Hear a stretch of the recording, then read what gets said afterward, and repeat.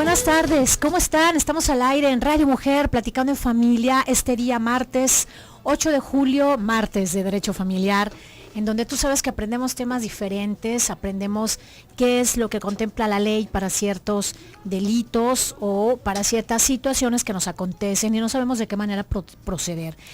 Este día hablaremos acerca del hostigamiento, el acoso, visto desde la perspectiva de género. Vamos a ver qué es lo que pasa también en el entorno familiar. Platicando en familia, preocupado por orientar, por informar, porque cada vez tengamos más elementos legales y sepamos también de esto que no lo tenemos por qué dejar aislado y nada más tener como la responsabilidad hacia los abogados, sino que también vamos cultivándonos e informándonos, sobre todo cuando tenemos instancias, instituciones que nos apoyan cuando tenemos una dificultad en el entorno o en el ámbito legal.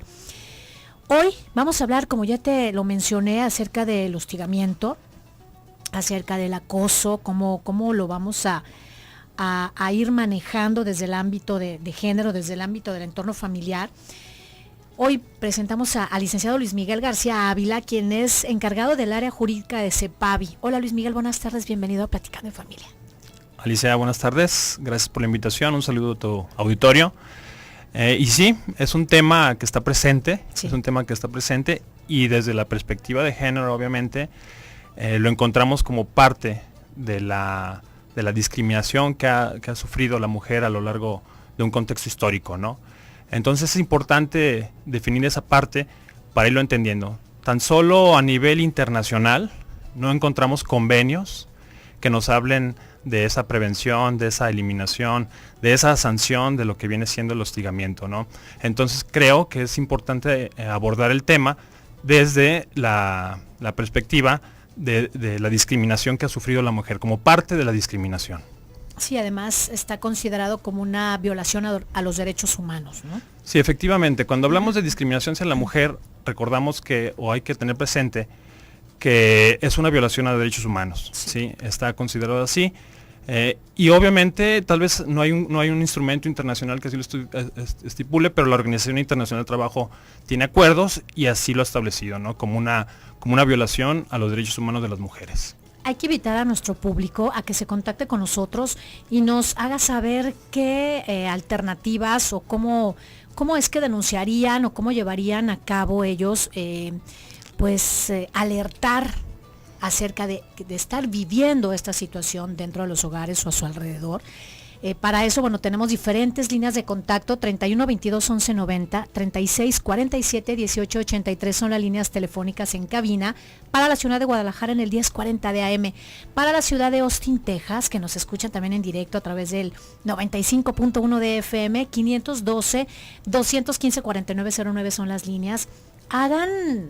Háganos saber sus comentarios, su participación. ¿Ustedes qué harían? ¿Cuáles son los procedimientos que tomarían acerca del hostigamiento y acerca del acoso? ¿Lo han vivido? Si lo han vivido, ¿qué han hecho? Es importante que lo compartan con nosotros para que también el abogado, que es nuestro invitado el día de hoy, tenga una idea todavía más general de lo que está pasando en la sociedad, quienes no acuden a instancias a denunciarlo. El chat www.radiomujer.com.mx, y en la sala de Platicando en Familia estamos contigo, con mucho gusto también de platicar. Y también estamos en Face, Mujeres Sexto Sentido, y Twitter, @enfamilia 1040. Y quiero saludar a mis compañeros, antes de seguir con el tema, Arturo Cervantes en el control técnico, Don Ají Castro, quien está lista para atender tus llamadas telefónicas, Chuy Preciado en la asistencia de producción, Rosy Muñoz, quien es la cabeza del equipo, y Alicia Hernández al micrófono, esta tarde de martes de Derecho Familiar. Hoy con el licenciado Luis Miguel García Ávila, encargado del área jurídica del CEPAVI. Luis Miguel, me gustó mucho la manera en que empezamos el tema, me gustó mucho la definición que diste, cómo lo vamos a encaminar y cómo lo vamos a encauzar. ¿Cuál es la experiencia que ustedes tienen en el área que acabamos de mencionar dentro del CEPAVI? ¿Cómo lo han manejado? Ok, mira, abordado desde un punto de vista de la discriminación hacia lo que es la mujer, encontramos el hostigamiento en una de sus variantes entonces, ¿no? Junto con lo que es el acoso. Y me gustaría poner ejemplos. Poner un ejemplo para que quede claro al auditorio de lo que puede ser el hostigamiento, de lo que puede ser el acoso. Por ejemplo, hay conceptos de violencia social, ¿sí? De violencia comunitaria. Y no nos vamos a ir muy lejos. Hay colonias aquí dentro de la zona metropolitana, sin salir del periférico, donde muchas veces le resulta a la mujer prácticamente imposible transitar. ¿Sí? Que implica, de que antes encontrábamos que los clásicos piropos por los compañeros o los señores que se dedican a la construcción, ¿no? Eso era muy clásico, pero ahora no solamente son los piropos.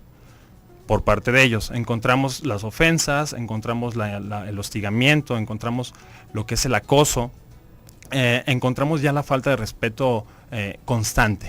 Entonces, muchas veces ya transitar o circular o caminar incluso en alguna de esas colonias resulta pues prácticamente muy peligroso, ¿no? Eso constituye un ejemplo de lo que es el acoso.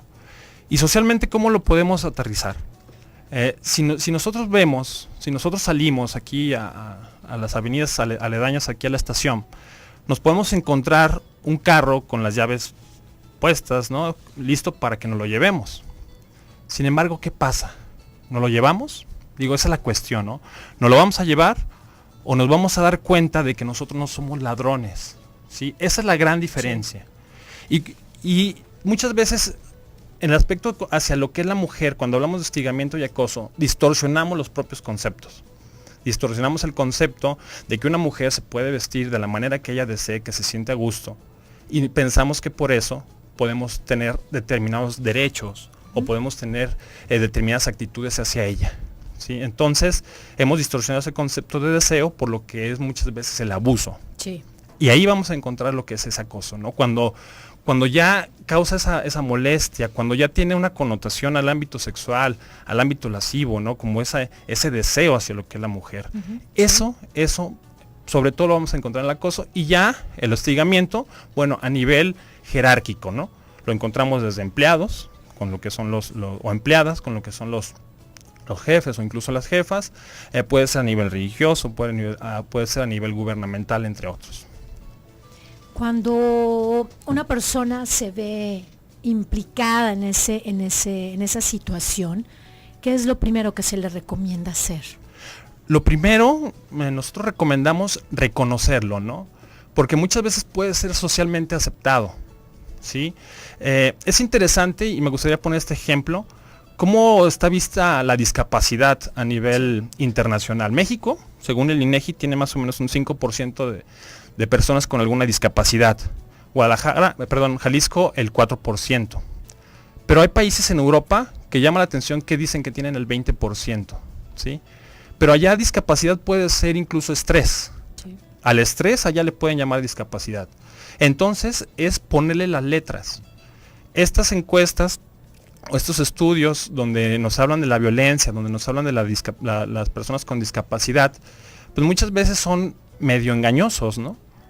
Porque depende de los usos y costumbres y la formación que tengan las personas. Entonces, tal vez si yo le preguntara a una persona de alguna colonia del centro, si alguna situación la reconoce como violencia, tal vez me diga que sí. Pero si me voy a una región, si me voy a una comunidad indígena dentro del propio estado, tal vez me digan que no. Entonces eso cambia el entorno, ¿no? Y aquí la invitación es que depende cómo la persona se sienta, ellos pueden ir identificando esos patrones que nos hablen de acoso y que nos hablen de lo que es hostigamiento. Si muchas veces encontramos que el acoso y el hostigamiento están encubiertos con algún tipo de broma, ¿sí? Con algún tipo de broma, o te lo dije de broma, o estás exagerando. Esas son situaciones que van minimizando la problemática. Entonces, yo creo que el primer punto es, si la persona se siente incómoda con ese comentario, poner un alto e identificarlo como un probable acoso o hostigamiento. Mira, qué bueno que lo comentas y lo dejamos en ese momento, porque vamos a ir a una pausa y volvemos a invitar a nuestro público a que se comunique con nosotros y nos haga saber para ellos cómo lo ejercerían, qué acciones tomarían y si lo han vivido. Muchas gracias, Luis Miguel. Vamos a una pausa, no tardamos. Estás en Platicando en Familia de Radio Mujer.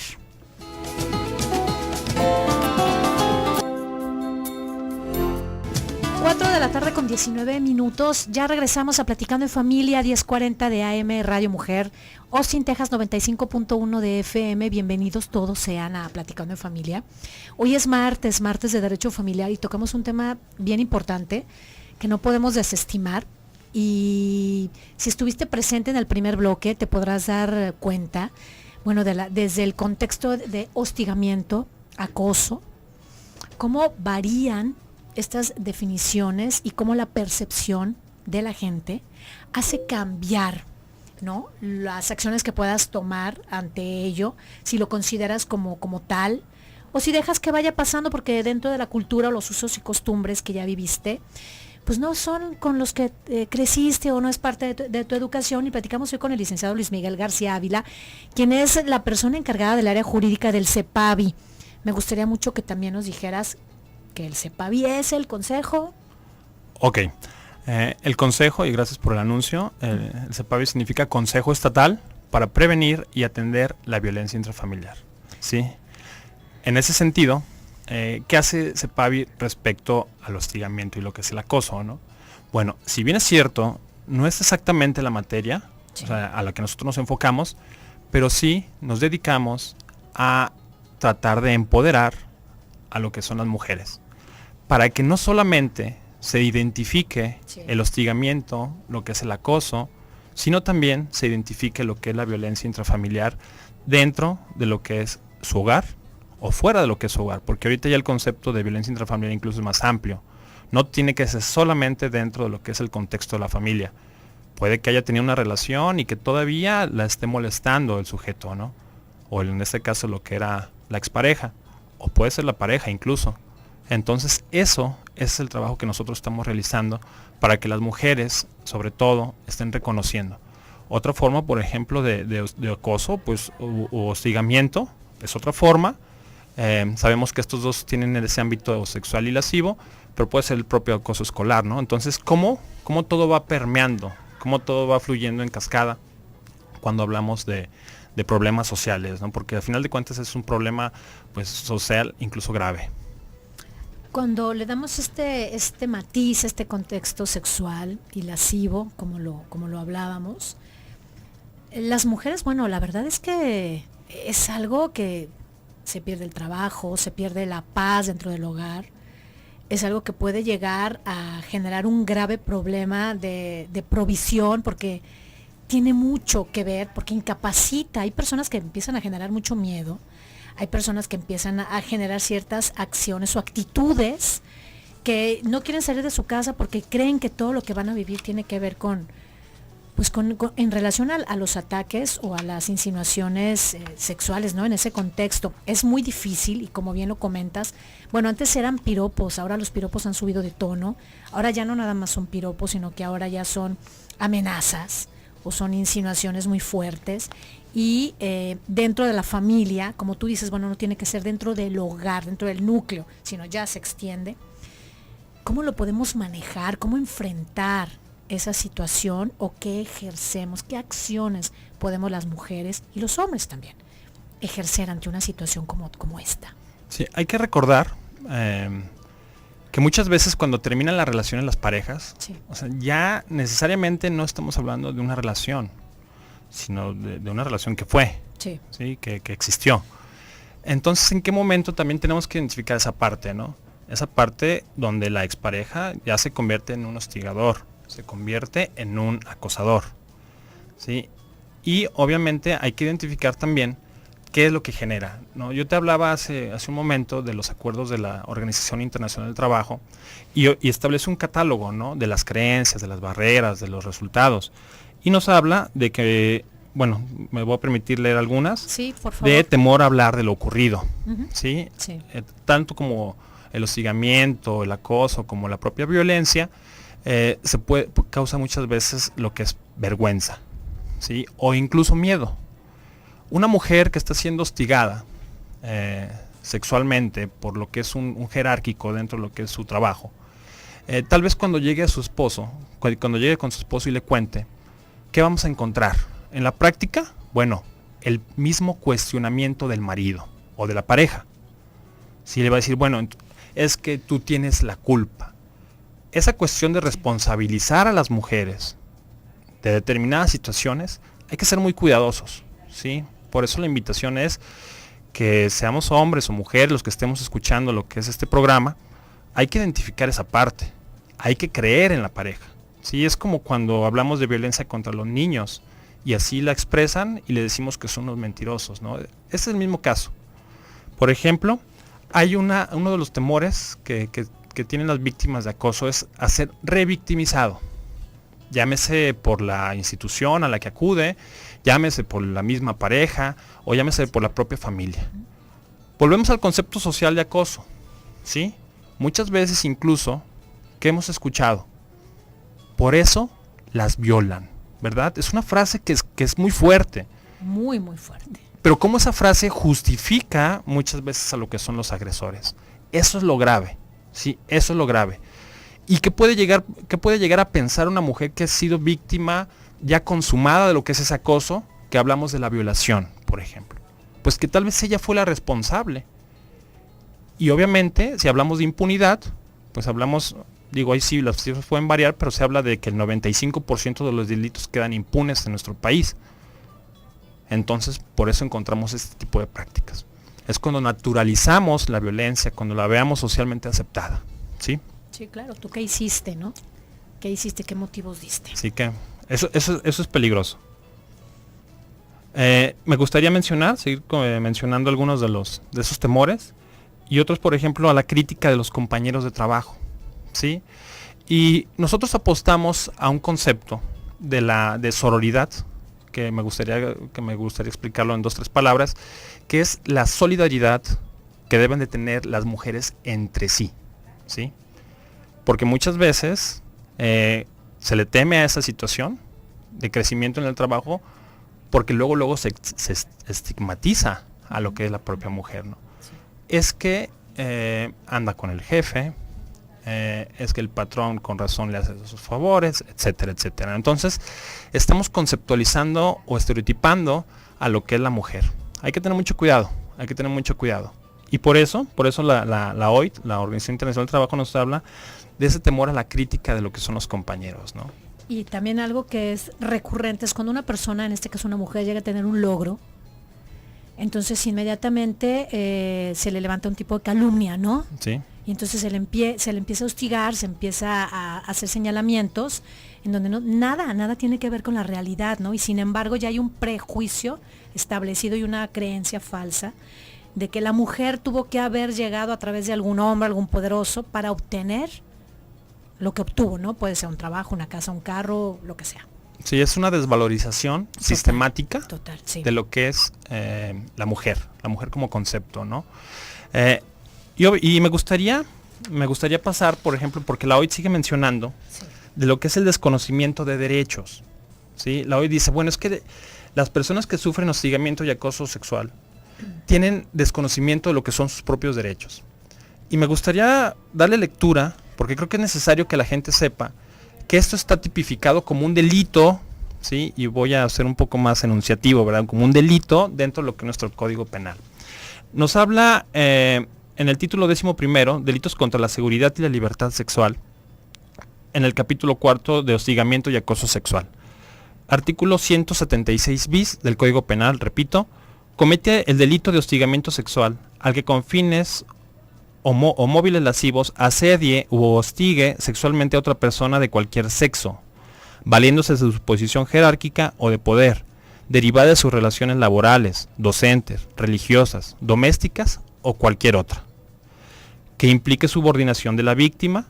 A responsables se le impondrán de 2 a 4 años de prisión. Voy a leer también lo que implica lo que es el acoso. Comete el delito de acoso al que con fines o móviles lascivos asedie o acose sexualmente a otra persona de cualquier sexo. A responsable se le impondrá sanción de 1 a 4 años de prisión, ¿sí?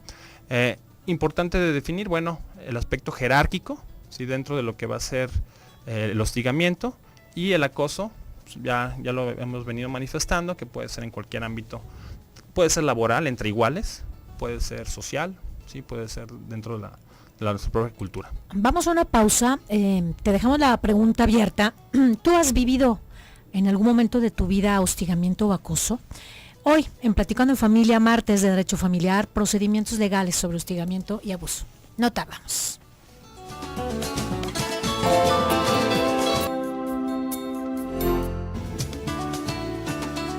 4 de la tarde con 34 minutos. Estamos a la mitad del programa de Platicando en Familia en Radio Mujer 1040 de AM en la ciudad de Guadalajara, 95.1 de FM en la ciudad de Austin, Texas. Bienvenidos todos. Qué gusto me da saludarles hoy en este martes de Derecho Familiar con un tema muy importante, sumamente interesante. Hay que tomar en cuenta qué es el hostigamiento. Ya hemos estado hablando, el acoso, cómo va caminando. A ver, Luis Miguel, cuando una persona que ya está viviendo esta situación ya debe de presentar una denuncia o ya debe de estar pensando y considerando un recurso diferente, ya un recurso legal? Es importante, bueno, cuando se identifique, ¿no? Creo que parte de uno de los problemas sociales que tenemos es la falta de la cultura de denuncia. Si no se está denunciando, tan solo podemos platicar y hay personas que le roban su celular en la calle y no van a la Procuraduría, o en este caso lo que es la Fiscalía, ¿no? A levantar un acta por lo que es ese denuncio, ese robo, no van a denunciar, ¿sí? Entonces uno de los temores que te estaba platicando, pues es no tener la evidencia, ¿sí? Hay que recordar, pues, como ejemplo nos sirve la violencia intrafamiliar. Claro. ¿Sí? Claro. Son situaciones muchas veces ocultas. Sí. Son situaciones incluso planeadas. ¿Sí? No sé, quédate a trabajar un rato más y vamos, y ya empiezan a excederse, ¿no? En lo que es un trato cotidiano entre personas. ¿Sí? Entonces, cuando se esté identificando lo que es esta situación, pues hay que pedir la asesoría, ¿sí? Hay que saber que constituye un delito. Hay que saber que al ser víctima de un delito, desde la Constitución y desde la nueva ley de atención a víctimas, entonces tenemos el derecho a una asesoría jurídica, ¿sí? A una asesoría psicológica, a un tratamiento. Esa parte es importante. Ahora, sabemos, como ya lo comentas, que el tiempo es crítico y como no hay una evidencia, entonces, ¿a qué se está enfrentando esta persona, además de los temores que ya comentabas? Bueno, ahorita tenemos un instrumento poderosísimo, muy importante a nivel nacional, que es un protocolo para impartir justicia con perspectiva de género, ¿sí? Que emitió la Suprema Corte de Justicia de la Nación. Esto le mandata a las personas que imparten justicia, en este caso a las juezas y a lo que son los jueces, a ver las circunstancias, para analizar bien lo que es el caso, ¿sí? En este caso nos encontramos muchas veces que hay una presunción entonces de ese acoso, de ese hostigamiento, ¿sí? Entonces son herramientas, son instrumentos que se deben de hacer valer para tipificar cosas que muchas veces no se tiene nada de evidencia. Ahora, bueno, ya cuando hay un abuso, ya estamos hablando de otro paso. Sí, claro. Sí, ya por ejemplo cuando se pasa a lo que es la violación, sí, entonces obviamente ya es un delito más grave, ¿no? Podemos hablar de un concurso de delitos, que hubo un hostigamiento, que hubo un acoso como delito, y también que hubo una violación como delito, ¿no? Entonces son mecanismos que van de la mano, pero que obviamente uno va a mayor afectación que el otro delito. Cuando una persona ya es afectada por la violación o el abuso sexual, inmediatamente tiene que acudir a un abogado, tiene que acudir a una instancia. ¿Qué hace esa persona? Bueno, actualmente cuando hablamos de abuso sexual como delito, incluso ya hay protocolos a nivel estatal para atender a víctimas de abuso sexual, ¿sí? Entonces, que la ciudadanía conozca, no solamente la cultura de la denuncia, sino socializar también lo que son esos instrumentos para que sepan las personas que cuentan con un apoyo, ¿no? Creo que en esta administración, bueno, en la cual formo parte, se ha encabezado ese tipo de proyectos, ¿sí? Hay que atacar lo que es la violencia intrafamiliar. ¿Por qué? Bueno, porque es el núcleo básico. Hay que proteger a lo que es la mujer, ¿sí? En este caso como un grupo que vive en condiciones muchas veces de vulnerabilidad, ¿sí? Entonces son visiones que se tienen por parte de lo que es el propio Estado, ¿no? Obviamente esto está respaldado a nivel internacional. Sabemos que dos de las principales políticas de la ONU una es el empoderamiento de la mujer y el otro es el desarrollo sustentable. Hablabas de la revictimación. Yo creo que ese es uno de los temores más fuertes a los cuales se enfrenta una persona que ha sido abusada sexualmente. Y con este contraste de emociones, con este dolor tan profundo que está viviendo, llegar como primera instancia al Ministerio Público a denunciar, digo, ha de ser espeluznante saber que vas a recibir un trato al cual no esperas que te lo ofrezca, ¿no? Están cambiando las cosas. ¿Qué es lo que espera la gente que ocurra? Digo, que nadie queremos que nos pase, ni mucho menos, pero sabemos que pasa. Okay. Sabemos que ocurre, sabemos que está latente.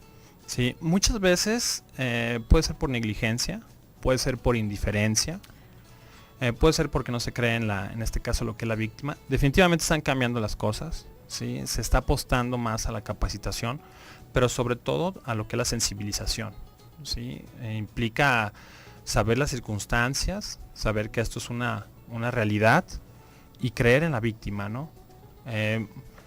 Había casos donde muchas veces tenían que repetir 4 o 5 veces la historia de lo que había sido una violación. Entonces eso era pues poner en crisis a lo que eran las víctimas, ¿no? Entonces, ¿a quién estamos protegiendo? ¿Sí? Volvemos al caso de lo que es la impunidad. Entonces hay que voltear a ver a lo que es las víctimas. Hay que creer en el Estado. Hay que saber que hay instrumentos internacionales que están al mismo nivel de lo que es nuestra Constitución, que obligan al Estado a evitar la discriminación, a sancionar lo que es la violencia, a prevenir también lo que es la violencia contra lo que es la mujer, ¿no? Entonces, hay una responsabilidad estatal, claro que la hay, los instrumentos se están llevando a cabo, hay que evitar esta situación. Claro, y difundir, como dices, ¿no? Todos esos instrumentos de la prevención. ¿Qué pasa si ocurre dentro de nuestro núcleo? Ok, pues muchas veces el reflejo de la sociedad, bueno, pues lo vamos a encontrar a una escala más pequeña dentro de lo que son los hogares, ¿no? Hay que identificar también, a final de cuentas, muchas veces se quiere trasladar la responsabilidad o la propia culpa a la víctima, ¿no? Entonces eso pues yo creo que es inadmisible. Por lo tanto, hay que responsabilizar a cada persona de lo que son sus actos, ¿sí? Por ejemplo, en la violencia intrafamiliar, ¿cuántas veces no le dice el esposo, la pareja, la mujer, te pegué porque me provocaste, ¿no? O tú tienes la culpa. Y creen el discurso. Se puede llegar a creer ese discurso que sea, que como parte del control y el sometimiento se ha hecho, ¿no? Entonces hay que ser muy cuidadoso, hay que pedir una asesoría.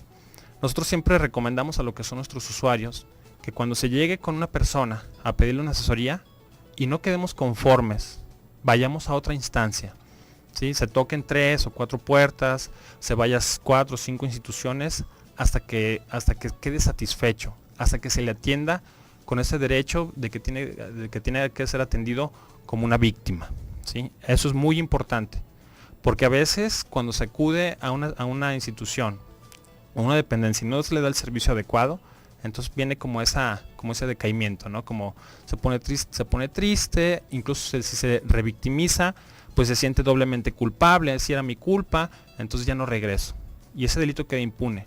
Pero algo más grave, ¿qué pasa con el agresor? ¿Qué pasa con la persona que violenta? Lo más seguro es al sentirse impune o al sentirse incluso sin culpa, lo va a repetir. Claro, entonces hay que tener mucho cuidado, ¿sí? Creo que la responsabilidad no solamente es de nuestra persona, la responsabilidad es social. Cuando los usuarios llegan a CEPAVI, las señoras o los señores llegan ante una problemática de acoso y hostigamiento, ¿cuáles son las primeras señales que vivieron para poder llegar y no percibieron, pero después se dan cuenta de ello? Ok, bueno, parte de esa discriminación contra la mujer, porque aquí hablamos como el hostigamiento y el acoso como un tipo de discriminación contra la mujer. Entonces, muchas veces fue porque hubo conductas permisivas, ¿sí? Incluso dentro del propio hogar, ¿no? Porque había figuras de autoridad ausentes, donde los propios papás o los propios hermanos permitían ese tipo de abusos, ese tipo de ofensas en contra de lo que eran la esposa, las hermanas, la propia pareja. Entonces eso permea hacia la sociedad. Sí. La sociedad se da cuenta de que ahí no hay ninguna situación que busque la defensa de lo que son los derechos y empieza a reproducir ese tipo de conductas, ¿sí? Y aunado junto con otros temas. Estamos en Platicando de Familia. Vamos a una pausa. Luis Miguel, no tardamos. ¿Estás viviendo o has vivido acoso u hostigamiento? Comunícate y no te vayas. Quédate en Radio Mujer.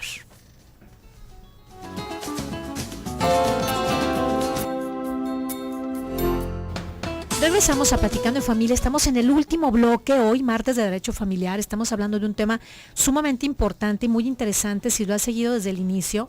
Estos procedimientos legales, estas cuestiones acerca del hostigamiento, abuso, es duro, es muy difícil, es muy doloroso porque se vive día a día en diferentes medios, en diferentes ámbitos. Hoy platicamos con el licenciado Luis Miguel García Ávila. Él es la persona que está encargada del área jurídica del CEPAVI, que es el Consejo Estatal para la Prevención y Atención de la Violencia Intrafamiliar, y ustedes dependen del DIF, ¿no? Luis Sí, Miguel. definitivamente. Muchas gracias, qué bueno que estás platicando con nosotros y agradezco de antemano las aportaciones que estás haciendo y la manera tan objetiva y tan clara con la cual nos estás definiendo hostigamiento, acoso, abuso sexual. Ok. Mira, Alicia, por ejemplo, me gustaría mencionar Sí. el CEPAVI como consejo, si bien aglutina diferentes dependencias de lo que es el gobierno del Estado, formamos parte del DIF. Y yo te puedo hablar de la experiencia del DIF como empleado de ambas partes, en pocas palabras. Y tenemos un comité para prevenir hostigamiento y acoso, ¿no?, sexual. Eso es Son prácticas. Sí. Sí. Te interrumpí, discúlpame. Las recomendaciones que hacen los organismos internacionales es realiza acciones afirmativas como gobierno, ¿no? Y ahora sí, como dice ahí la frase, pues el buen juez por su casa empieza, ¿no? Entonces se estableció un comité en el cual participan obviamente lo que son los directivos y lo que somos los empleados, y se analizan situaciones de acoso, ¿sí? Se han abierto expedientes, definitivamente se han abierto y se han resuelto, ¿sí? Y a nivel público, ¿qué casos encontramos de Sí, porque de es hostigamiento? importante, Es interesante dar ejemplos para que la audiencia le quede como muy claro a qué nos estamos refiriendo. Sí, bueno, por ahí hubo un equipo de fútbol, creo que es de los más populares de aquí de lo que es el estado, donde el ahora exdirector técnico parece que tuvo ahí un tipo de hostigamiento hacia lo que era una colaboradora, ¿no? Una colaboradora, sí, hablamos de esa relación jerárquica,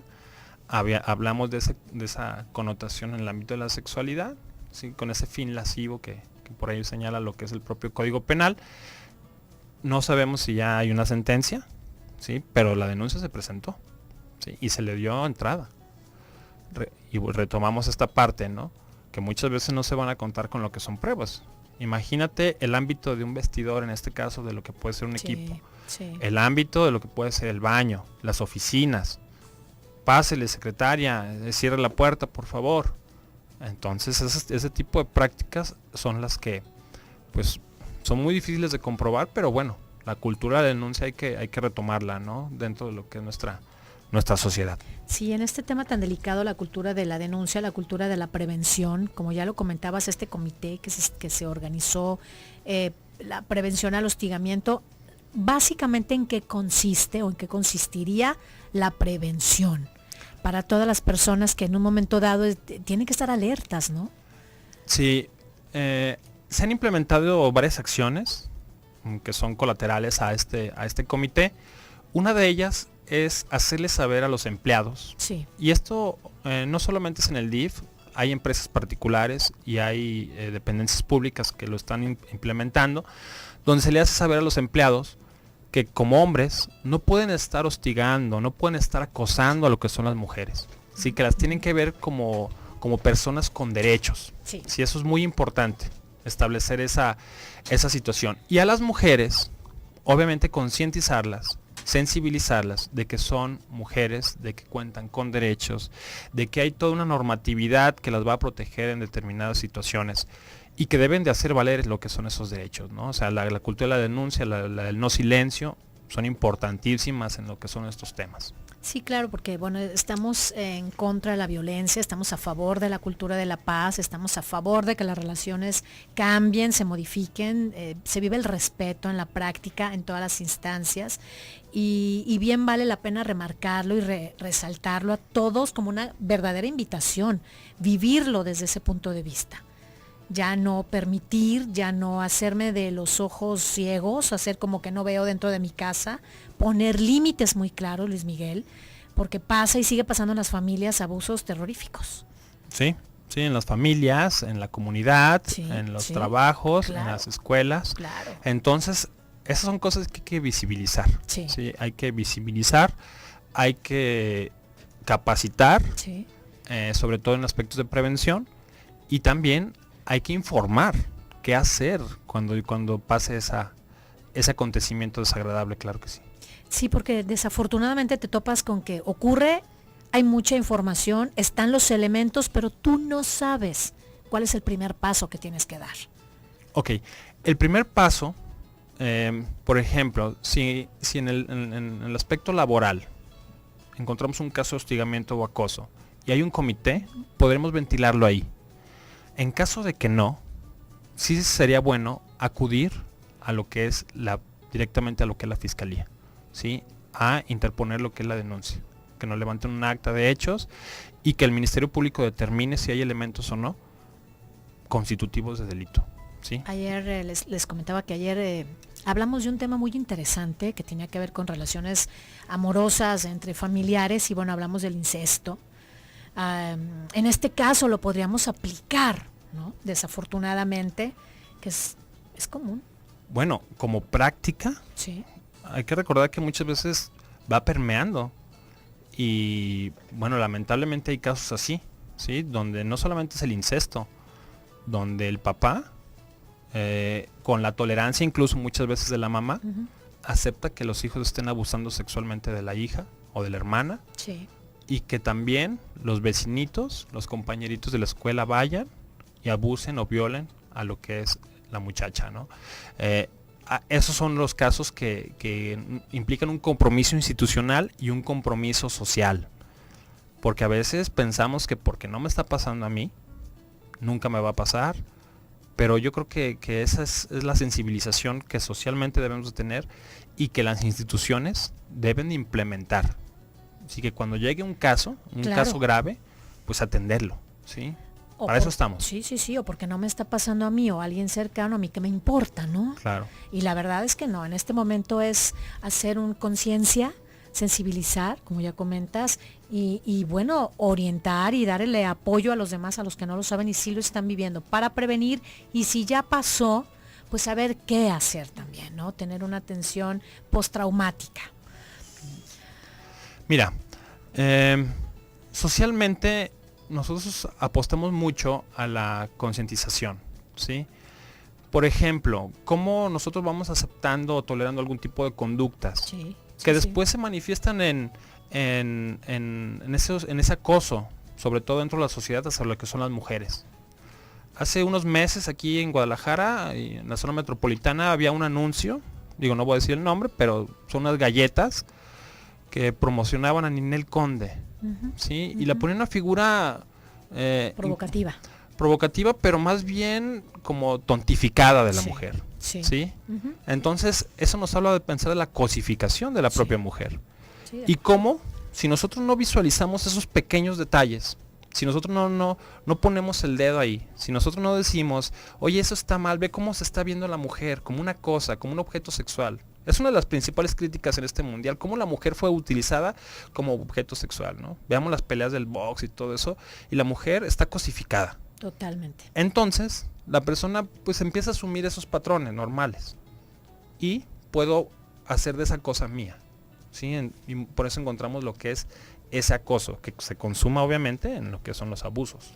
O las violaciones. Claro, y desafortunadamente a través de qué, de los aspectos en donde se explota la mujer de una manera en la cual pues lo hace indigno totalmente, ¿no? Luis Miguel, estamos a unos breves instantes de despedirnos. La verdad es que me da muchísimo gusto que el tiempo haya volado, porque fue tu participación bastante nutrida. Muchas gracias. Déjanos un breve mensaje y los datos de contacto, por favor. Ok, lo primero es no callarnos, ¿sí? Identificar definitivamente la problemática. Si la persona se siente incómoda, lo más seguro es que estemos encontrando acoso, abuso, estemos encontrando hostigamiento o violencia intrafamiliar, ¿sí? Si se sienten incómodos, si ustedes creen que es violencia, va a haber mucha probabilidad de que sí lo sea. Estamos en el CEPAVI a sus órdenes, calle Prisciliano Sánchez 520, en el 3030-4790. Muchísimas gracias, Luis Miguel. Espero que es la primera, pero que no sea la última. Te agradezco mucho tu participación. Gracias. Gracias a CEPAVI. Muchas gracias a ti, querido auditorio. Quédate a continuación en Casa con Leti. Mañana vamos a tener un tema también muy, muy interesante. Mi hijo es delincuente. ¿Lo debo denunciar? Te la dejo la pregunta sobre la mesa y mañana lo platicamos. Quédate en la frecuencia de Radio Mujer, 1040 AM. Gracias, Austin, Texas.